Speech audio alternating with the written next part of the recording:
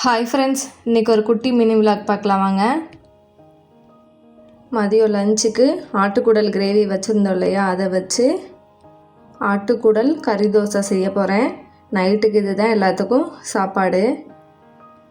பசங்க ரொம்ப நாளாக இந்த கறி தோசை செஞ்சு தர சொல்லி கேட்டுக்கிட்டே இருந்தாங்க. சரி, பசங்களுக்கு பிடிச்சது மாதிரியே இன்றைக்கி ஆட்டுக்குடல் கிரேவியை வச்சு கறி தோசை செஞ்சு கொடுத்துர்லான்ட்டு செஞ்சு கொடுக்க ஸ்டார்ட் பண்ணிட்டேன். ஆட்டுக்குடல் கிரேவியும் சூப்பராக இருந்தது. சரி, இதில் செஞ்சு கொடுத்தோன்னா பசங்க நல்லா சாப்பிடுவாங்க அப்படின்னு சொல்லிட்டு தோசையை ஊற்றிக்கிட்டேன். தோசையை ஊற்றிட்டு ஒரு நிமிஷத்துக்கு மூடி வச்சு வேக வச்சுட்டு அதுக்கப்புறம் ஆட்டுக்குடல் கிரேவியை தோசை மேலே ஃபுல்லாக ஸ்ப்ரெட் பண்ணி விட்டுட்டேன். அதுக்கப்புறம் ஒரு எக்கு உடச்சி ஊற்றிட்டு இந்த ஆட்டுக்குடல் கிரேவியோடு நல்லா மிக்ஸ் பண்ணி விட்டுக்கிட்டேன்.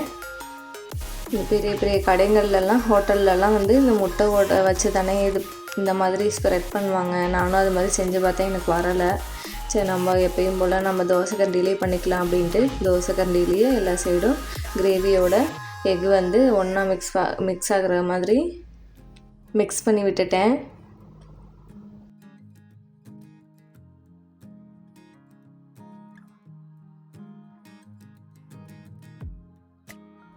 மேலே கொஞ்சமாக பெப்பர் தூள், சைட்லலாம் ஓரங்கள்லாம் கொஞ்சம் எண்ணெய் விட்டுட்டு லைட்டாக மிளகாத்தூளும் தூவிக்கிட்டேன். அப்புறம் ஓரங்கள்லாம் கொஞ்சமாக எண்ணெய் சேர்த்துட்டு ஒரு 2 நிமிஷத்துக்கு மசாலாவோட தோசை வேகட்டும்னு அப்படியே விட்டாச்சு.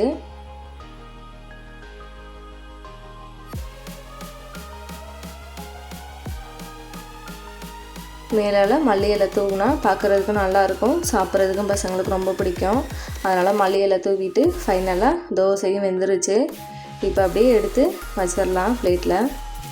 தோசை எடுக்கிறப்ப தான் கொஞ்சம் பயமாக இருந்தது, தோசை எதுவும் பிஞ்சிருதோ என்னமோன்ட்டு. எப்படியோ டக்குன்னு மடித்து எடுத்துட்டேன்.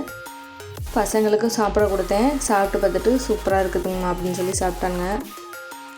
அம்மா, இனிமேட்டுக்கு இந்த மாதிரி கிரேவி செய்யும்போது எங்களுக்கு கறி தோசை செஞ்சு கொடுத்துருங்க அப்படின்னு சொல்லி பசங்க சொன்னாங்க. இது வரைக்கும் பசங்க கறி தோசைன்னு சாப்பிட்டதே இல்லை, வெளியிலேயும் வாங்கி கொடுத்ததில்ல. ஃபஸ்ட் டைம் நானும் வீட்டில் செய்கிறேன். பசங்களுக்கு இதுதான் ஃபஸ்ட் டைம் கறி தோசை சாப்பிட்றது. சாப்பிட்டுட்டு சூப்பராக இருக்குதுன்னு சொன்னாங்க. பசங்க நல்லா இருக்குன்னு சொல்கிறத கேட்டுட்டு எனக்கும் ரொம்பவே சந்தோஷமாக இருந்துச்சு. எங்களோட கறி தோசை எப்படி இருக்குன்னு கமெண்ட்ஸில் சொல்லுங்கள். பார்க்குறவங்களில் எத்தனை பேர் கறி தோசை சாப்பிட்ருக்கீங்கன்றதையும் கமெண்ட்ஸில் சொல்லுங்கள். Bye friends.